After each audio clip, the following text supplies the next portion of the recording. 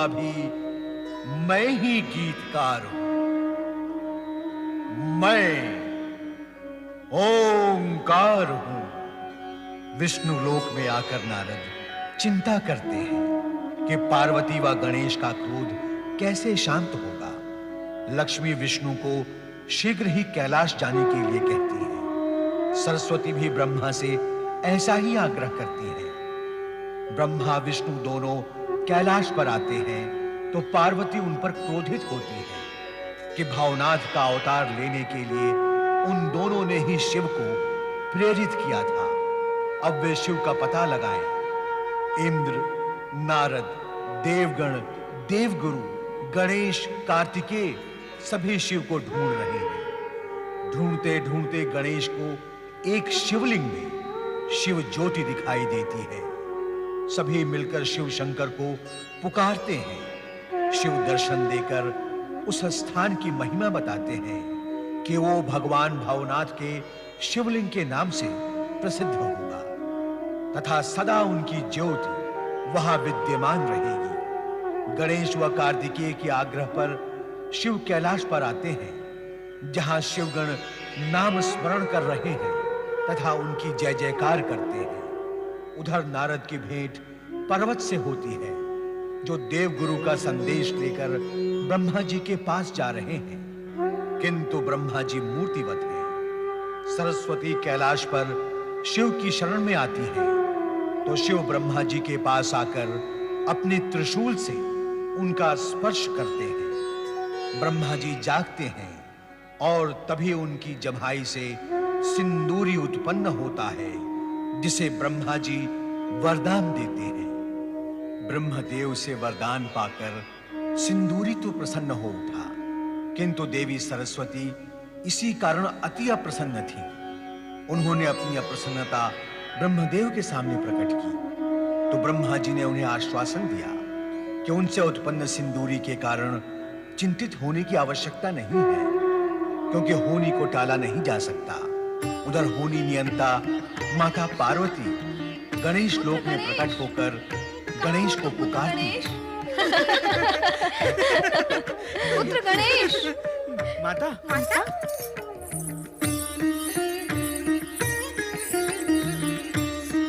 प्रणाम माता। माता, आपने अचानक यहाँ प्रकट होकर हमारा मन आनंद से भर दिया है।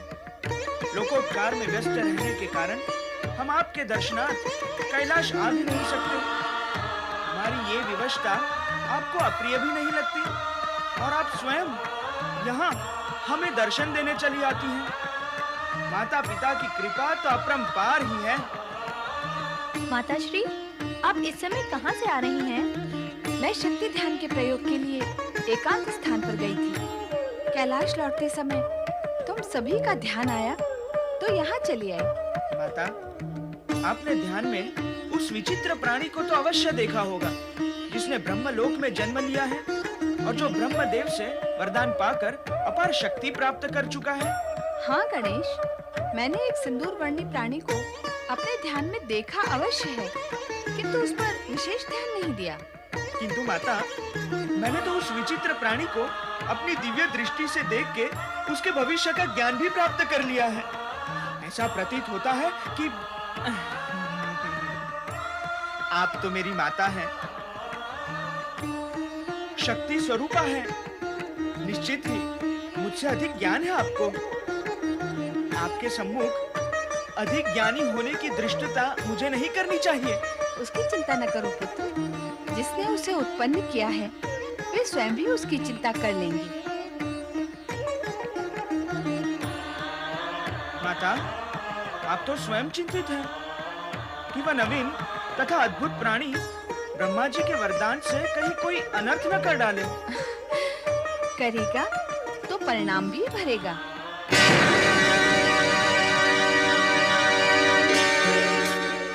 मित्र नारद, ब्रह्मलोक जाकर भी मेरी इच्छा पूर्ण नहीं हुई। मैं परम पिता का आशीर्वाद प्राप्त नहीं कर सका। अरे, आशीर्वाद न मिला तो क्या? तुम ब्रह्मलोक में प्रवेश करने के अधिकारी हो गए हो और भगवान भोलेनाथ ने परमपिता ब्रह्मा जी को जागृत भी कर दिया है। ऐसे में तुम परमपिता ब्रह्मा जी के पास जाकर कभी भी आशीर्वाद प्राप्त कर लेना। अरे, ये विचित्र प्राणी कौन है? मैं ब्रह्मा जी का पुत्र सिंदूरी हूँ। उन्होंने मुझे सर्वोच्च शक्ति का वरदान दिया है। मैं महाबाहुबली हूँ। हमने तो तुम्हें कभी ब्रह्मलोक में देखा ही नहीं। ब्रह्मलोक और ब्रह्मदेव को नहीं देखा होगा तो मुझे कहां से देखोगे? अर्थात तुम्हारी उत्पत्ति परम पिता ब्रह्मा जी के जागने के पश्चात हुई है। अर्थ को समझने का प्रयत्न करने वाला बुद्धिमान होता है और मुझे तुम बुद्धिमान लगते हो, कारण कि तुमने सत्य कहा। मैं सिंदूरी हूँ, सिंदूरी। ये देवर्षि नारद हैं, ब्रह्मा जी के मानस पुत्र। ब्रह्मा जी के मानस पुत्र अर्थात मेरे भाई। भाई हो तो भला करो मेरा। और ये बताओ कि ब्रह्मा जी द्वारा दिए गए वरदान की सत्यता की परख मैं कैसे करूं? इसका प्रमाण कैसे प्राप्त करूं? बताओ। ऐसा विचार भी मन में न लाना सिंदूरी। परम पिता ब्रह्मा जी कभी किसी को असत्य वरदान नहीं देते। फिर उनके वरदान को परखने अथवा उसकी सत्यता का प्रमाण प्राप्त करने की आवश्यकता ही क्या है? उनसे वरदान प्राप्त करके दानवों ने स्वर्ग पर अधिकार प्राप्त किया, पृथ्वी और पाताल को वश में किया। तुम उनके वरदान पर शंका करोगे तो वरदान व्यर्थ हो जाएगा। ना ना ना ना ना ना, मैं उनके वरदान पर शंका नहीं करता। मैं तो केवल परीक्षण करना चाहता हूँ, अपनी शक्ति का परीक्षण। और शक्ति का परीक्षण तो सभी करते हैं, तो फिर मैं क्यों न करूं? कैसे करोगे वरदान में प्राप्त शक्ति की परीक्षा? ब्रह्मा जी ने कहा था कि मैं जिसे भी अपनी भुजाओं में दबा लूं, वो चूर चूर हो जाएगा। इसीलिए मुझे ऐसे प्राणी की खोज है जिसे मैं अपनी भुजाओं में ले लूं। नारायण नारायण। परंतु परमपिता ब्रह्मा जी ने तुम्हें ये तो नहीं कहा था कि अपनी भुजाओं में नारद को ही पकड़ के चूरा कर डालना? अरे भाई, पीछे हटो, पीछे हटो।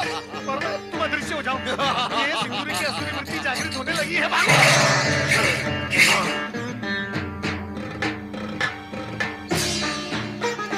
ब्रह्मदेव के पास ही चलना उचित होगा। उन पर शक्ति परीक्षण कर भी लूंगा तो उनका कुछ भी अहित नहीं होगा। चलो सिंदूरी, ब्रह्मलोक चले। अनर्थ। क्या हुआ ब्रह्मदेव? जो हुआ है अनर्थ ही हुआ है। सिंदूरी के मन में अचानक आश्चर्य वृत्ति जाग उठी है और वो शक्ति परीक्षण का विचार करता हुआ इसी ओर चला आ रहा है। हमें आश्चर्य है कि हमारी जम्हाई से उत्पन्न सिंदूरी के मन में आसुरी वृत्ति कैसे जाग गई। मैंने तो आपको पहले ही सावधान किया था, किंतु आप मेरी सुनते ही कहाँ हैं? सिंदूरी अब सिंदूरासुर बन चुका है। उसे ब्रह्मलोक में प्रवेश करने से तुरंत रोके। अब उसे रोकना हमारे वश में भी नहीं रहा देवी। उसने हमसे सर्वोच्च शक्ति का वरदान प्राप्त कर लिया है। अब उसमें हमसे भी अधिक बल है। ब्रह्मदेव, मुझे अपने भुजाओं के शक्ति परीक्षण का अवसर दे। आप तो सृष्टि के जनक हैं। मेरी भुजाओं में घुसकर भी पुनर्जीवित हो जाएंगे, चूर होकर भी फिर से चूर हो जाएंगे। ब्रह्मदेव तुरंत अदृश्य होकर वैकुंठ पहुंचे।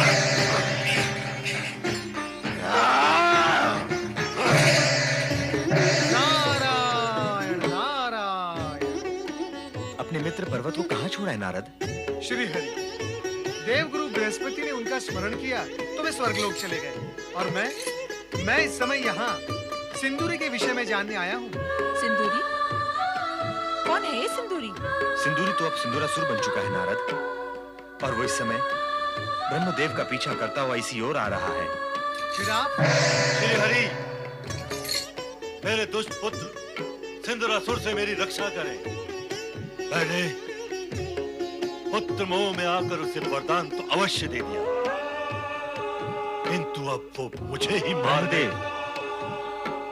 हम जानते हैं ब्रह्मदेव, परंतु अब वो दुष्ट असुर आपको हानि नहीं पहुंचाएगा। उत्तम तो यही होगा कि हम सब यहां से अदृश्य होकर भगवान भोलेनाथ की शरण में कैलाश पर चले। सिंदूरासुर की शक्ति वहां चल नहीं पाएगी।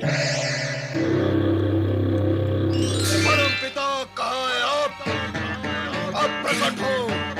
मैं आपको विश्वास दिलाता हूँ कि मैं आप पर बल प्रयोग नहीं करूंगा। परमपिता, परमपिता, परमपिता, परमपिता।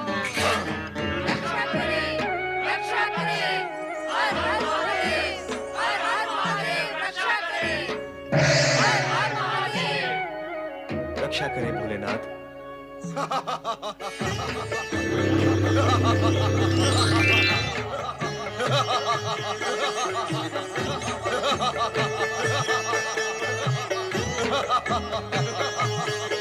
ब्रह्मदेव मेरे पिता तथा मैं इनका पुत्र सिंदूरी हूँ, सिंदूरी। नहीं, नहीं, अब तुम मेरे पुत्र नहीं रहे।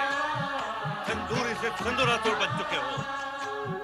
मेरे पुत्र में आसुरी वृत्ति और आसुरी भयावहता उत्पन्न हो ही नहीं सकती। तुम में हो चुकी है। इसके लिए आप सिंदूरासुर को क्यों दोष दे रहे हैं परमपिता?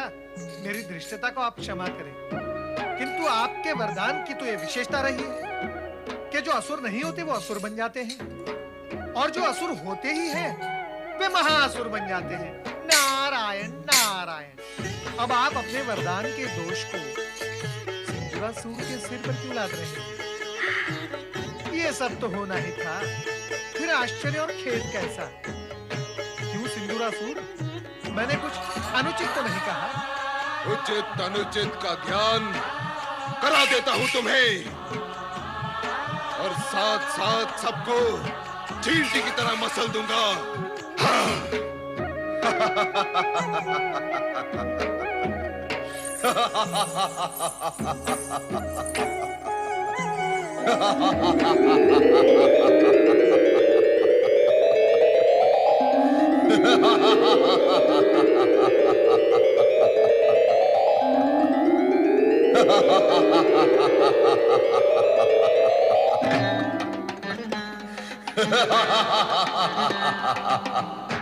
मैं सिंदूरासुर हूँ। मैं वरदान में सर्वोच्च शक्ति प्राप्त कर चुका हूँ। अब मैं तुम सबको अपनी विशाल भुजाओं में दबाकर पीस डालूंगा।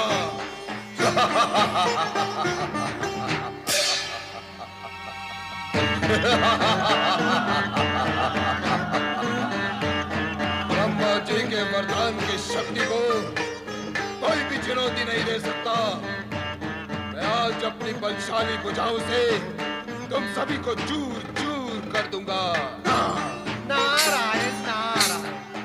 हम सबको चूर चूर करने से पहले दूर दूर का ये सत्य तनिक पास पास से देख लो सिंदूरासुर।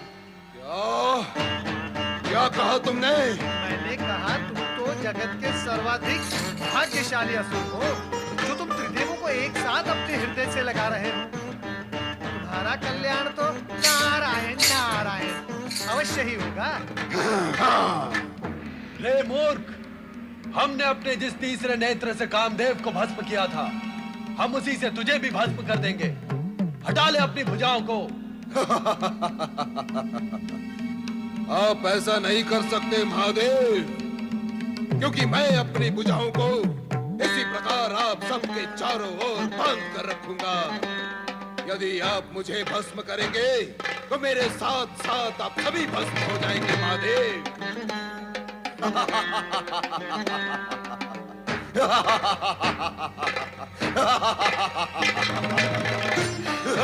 पुत्र गणेश, पुत्र गणेश, तुरंत कैलाश पर प्रकट हो। पुत्र गणेश।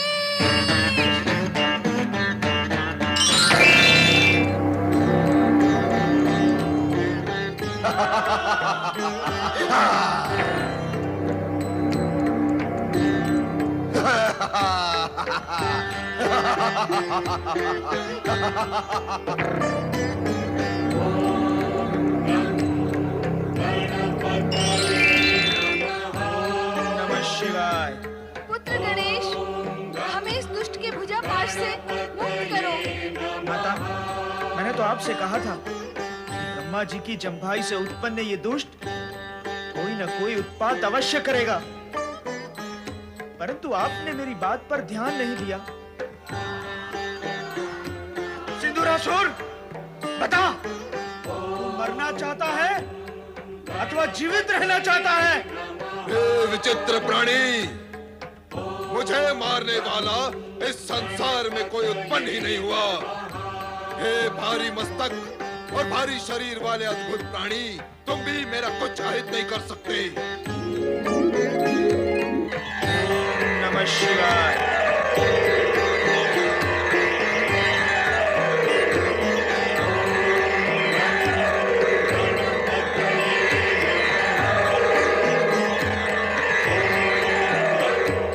सिंदूरासुर, मैं तुझे अंतिम चेतावनी देता हूं। इन सब पूज्य देवगण को आदर पूर्वक छोड़कर इनसे क्षमा मांग ले, अन्यथा मैं तेरी ऐसी दुर्दशा करूंगा जिसकी कल्पना तो तुझे वरदान देने वाले ब्रह्मा जी भी नहीं कर सकते। तुम ब्रह्मा के वरदानी को मार नहीं सकते विचित्र प्राणी, क्योंकि ब्रह्मा ने मेरे मृत्यु के विषय में कुछ कहा ही नहीं।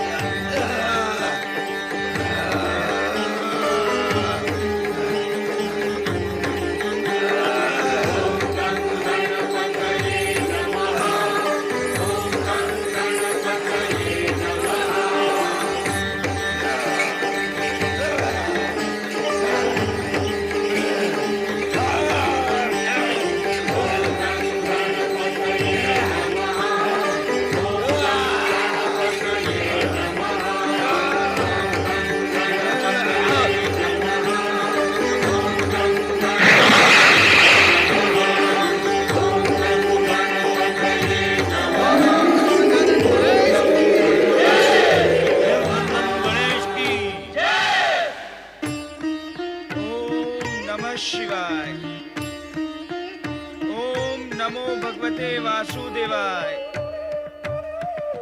ब्रह्मदेवाय नमः। प्रणाम देव ऋषि। ब्रह्मदेव, आप सृष्टि के रचनाकार हैं। जाने अनजाने में आप किसी भी विचित्र प्राणी की रचना कर डालते हैं, किंतु इससे पीड़ित होते हैं अन्य गण, देवगण अथवा मानव। कृपा कर बिना विचार किए आप किसी को भी वरदान देने की भूल ना करें। समय पर माता पार्वती ने मुझे पुकार न लिया होता तो न जाने वो दुष्ट क्या अनर्थ कर डालता। भगवान शिव तो ब्रह्मा जी के वरदान का मान रखने के लिए चाहते हुए भी कुछ नहीं कर सकते थे। गणेश उस दुष्ट के भुजाओं से बाहर था, इसीलिए उसे पराजित कर सका। श्री गणेश, हम सब तुम्हारे आभारी हैं। शक्ति स्वरूपा माता पार्वती के पुत्र, तुमसे बड़ा शक्तिशाली इस जगत में कोई नहीं। श्री गणेश की जय। प्रथम पूज्य शिवसूत महागणपति की जय। गौरी पुत्र श्री गणेश की जय। विघ्नहर्ता गजानन गणेश की जय। शिव नंदन श्री गणेश की जय। शक्ति स्वरूपा माता पार्वती एवं कल्याणकारी शिव के पुत्र अष्टविनायक गणेश अपनी अनंत शक्ति के कारण ही अग्र पूजा के अधिकारी हैं। इसलिए शिवनंदन श्री गणेश का जय घोष संपूर्ण कैलाश में गूंज उठा। लंबोदर गणेश की पूजा के पश्चात कोई भी मानव एवं भक्त महेश्वर की आराधना करता है तो उसका सदा ही कल्याण होता है।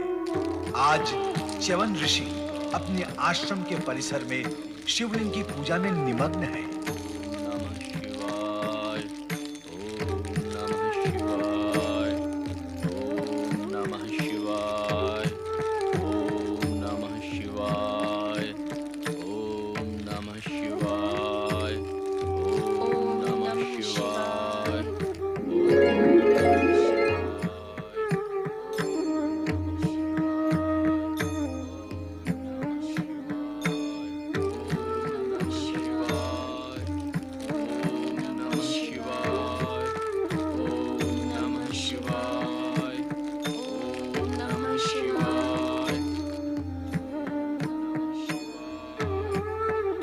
ऐसा क्या देख रहे हो मित्र? कौन है ये? नारायण नारायण, पीड़ा से पूर्ण है तुम्हारा ये प्रश्न। अत्यंत खेद और कष्ट होता है जब मैं ये देखता हूँ कि ये छोटे अपने से बड़ों को जानते तक नहीं, फिर उन्हें मानने का तो प्रश्न ही नहीं उठता। क्यों, क्या हुआ? लो, तुम्हें तो अभी तक ये भी ज्ञात नहीं कि हुआ क्या है। नारायण नारायण, वर्तमान और अतीत के गौरव का तिरस्कार करते हुए उज्जवल भविष्य की कामना करते हैं ये छोटे। किंतु भविष्य की उज्जवलता वर्तमान की कामना को तभी पूर्ण कर सकती है मित्र पर्वत, जब उसके साथ अतीत का गौरव भी हो। ये अतीत, वर्तमान और भविष्य के किस भंवर में फंस गए तुम मित्र? काल का सत्य जगत के सभी सत्यों से सर्वश्रेष्ठ है मित्र पर्वत। इन तीनों कालों के सत्य में ही जगत के अन्य सत्य समाहित है। इनका ज्ञान न होने पर शेष ज्ञान भी अधिक समीप नहीं आता मित्र। जिसे तुम फंसना कहते हो ना मित्र पर्वत, वास्तव में वही जागृति है।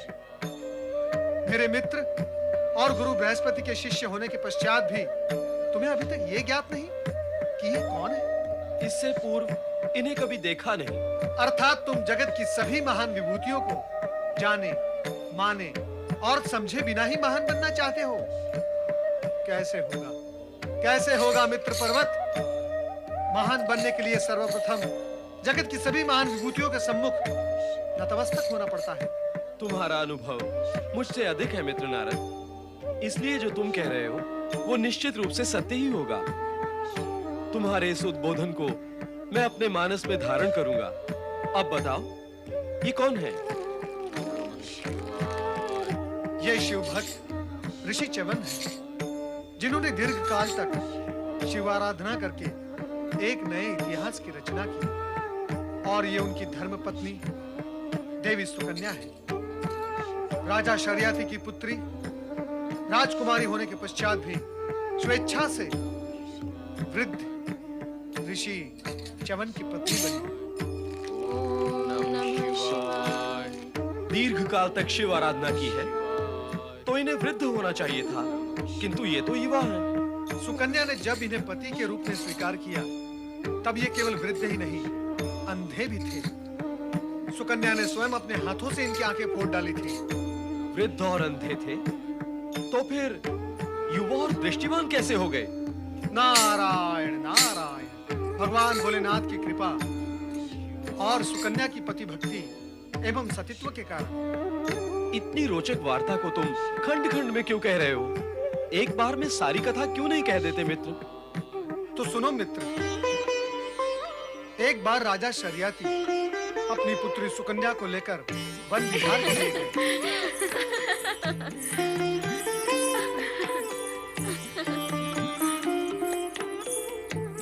राजकुमारी सुकन्या, वो देखिए क्या है। वह वन में पुत्री सुकन्या ने एक मिट्टी के ढेर में दो मणियों जैसी चमकती हुई वस्तुएं देखी। दो मणि? आओ देखते हैं। चलिए। तो जिज्ञासावश पुत्री सुकन्या ने अपने हाथों में पकड़े हुए बाणों से उन दोनों चमकती हुई वस्तुओं को भेद डाला।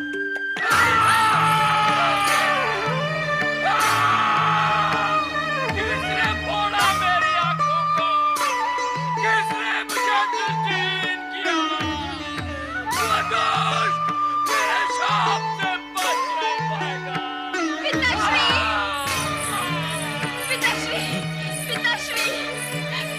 कन्या, क्या हुआ? पिताश्री, मैंने जानकर कुछ नहीं किया। मैंने तो समझा केवल 2 मणि चमक रहे हैं, किंतु वे किसी ऋषि की आंखें थी। मुझे क्षमा करें पिताश्री, मुझे क्षमा करें। पुत्री, तुम्हारा ये घोर अपराध ऋषि च्यवन ही क्षमा कर सकते हैं। चलो, उनकी शरण में चलते हैं। चलो। राजा शरियाती, अपराध चाहे जानकर हुआ हो अथवा अनजाने में, मैं तो अकारण ही पीड़ित हुआ ना। क्षमा मांगने से क्या मेरे नेत्रों की ज्योति लौट आएगी? क्या मेरी पीड़ा शांत हो जाएगी? अब तो इस जगत में मुझे ज्योतिहीन बनकर ही जीना होगा ना। नहीं ऋषिवर, अब आपको ज्योतिहीन नहीं रहना पड़ेगा। अनजाने में किए गए अपने इस अपराध का भी मैं प्रायश्चित करूंगी, आपके नेत्रों की ज्योति बनकर। हाँ ऋषिवर, मैं आपके चरणों की दासी बनकर जीवन भर आपकी सेवा करूंगी। पिताश्री, मैं महर्षि च्यवन की धर्मपत्नी बनकर अपने अपराध का प्रायश्चित करना चाहती हूँ। मुझे आज्ञा दें। किंतु पुत्री, मेरा निश्चय अटल है।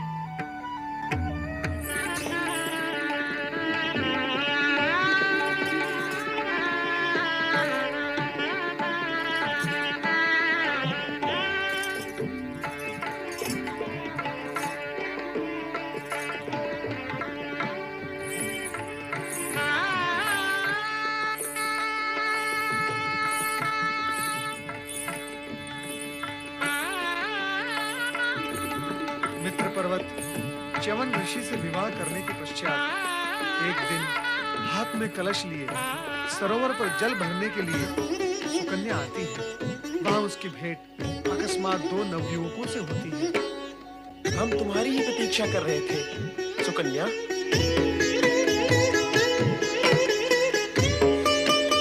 तुमने एक वृद्ध नेत्रहीन ऋषि को पति रूप में अपनाकर भारी भूल की है सुकन्या। अपने यौवन जीवन दोनों के साथ अन्याय किया है। हम हैं देवताओं के वैद्य अश्विनी कुमार। तुम हम दोनों में से किसी एक को पति रूप में स्वीकार करके अपना जीवन सफल कर सकती हो। और हम अपनी दिव्य औषधियों से तुम्हारे पति की कायाकल्प करके उनको दृष्टि और यौवन पुनः लौटा देंगे। और तुम भी पाप मुक्त हो जाओगी। पाप मुक्त हो जाओगी। पाप मुक्त हो जाओगी। पाप मुक्त हो जाओगी।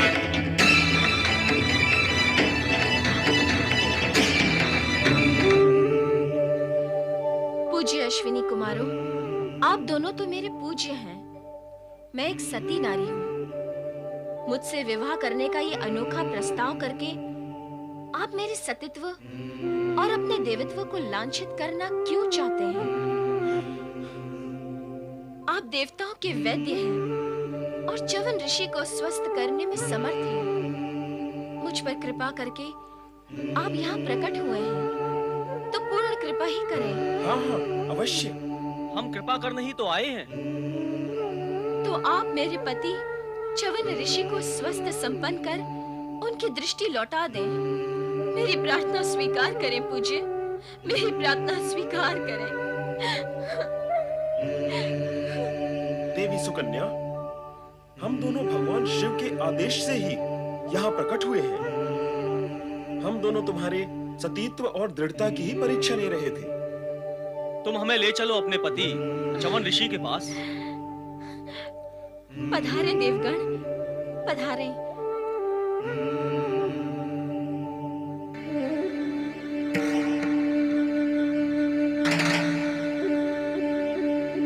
महर्षि, आप धीरे से उठे।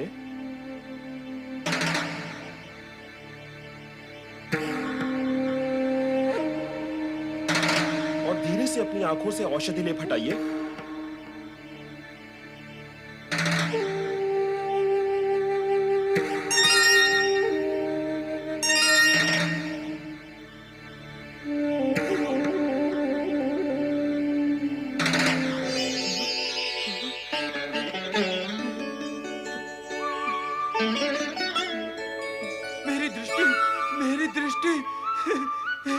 मेरी ज्योति लौट आई। आप सुन रही है ना देवी सुकन्या, मेरी ज्योति लौट आई। आप धन्य हैं सुकुमारों, आप धन्य हैं अश्विनी कुमारों। आपने मुझ पर महान उपकार किया है, महान उपकार। हमने तो भगवान शिव की आज्ञा का पालन किया है ऋषिवर। अब आप इस प्रास का सेवन कीजिए ऋषिवर। इसके सेवन से आपका यौवन पुनः लौट आएगा।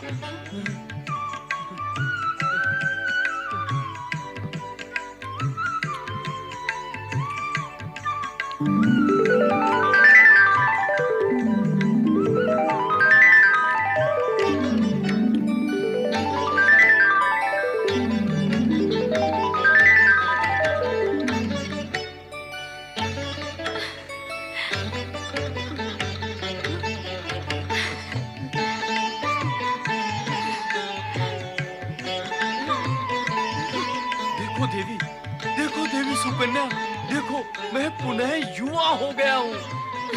ये सब तुम्हारे अस्तित्व के पुण्य प्रताप से ही संभव हुआ है। तुम्हारे सौभाग्य का चमत्कार है ये भगवान शिव की कृपा का चमत्कार है स्वामी, और इन अश्विनी कुमारों का उपकार। अश्विनी कुमारों को मेरा प्रणाम। महर्षि च्यवन, ये प्राश अब आपके नाम से जुड़कर जगत में च्यवन प्राश के नाम से प्रसिद्ध होगा। आपका कल्याण हो।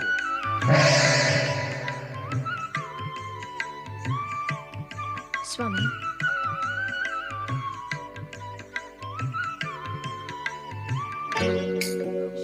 इस प्रकार अज्ञान से हुई भूल का प्रायश्चित सुकन्या ने प्रतिज्ञा, पति भक्ति, समर्पण एवं तप से किया है। उसी समय से दिव्य औषधि च्यवनप्राश का निर्माण हुआ। ऐसी महान विभूतियों के दर्शन करना तो अति आवश्यक है। चलो मित्र, हम इनके आश्रम चलते हैं। नहीं मित्र पर्वत, इस समय वो दोनों शिव आराधना में लीन हैं। क्या इस समय उनका ध्यान भंग करना उचित होगा? नारायण नारायण। किंतु मुझे भगवान भोलेनाथ का एक संदेश भी तो उन्हें देना है। तब तो हमें अवश्य ही चलना चाहिए। शिव आराधना पूर्ण होने तक आश्रम में बैठकर हम प्रतीक्षा करेंगे। ओम नमः शिवाय, ओम नमः शिवाय, ओम नमः शिवाय, ओम नमः शिवाय, ओम नमः शिवाय, ओम नमः शिवाय, ओम नमः शिवाय, ओम नमः शिवाय, ओम नमः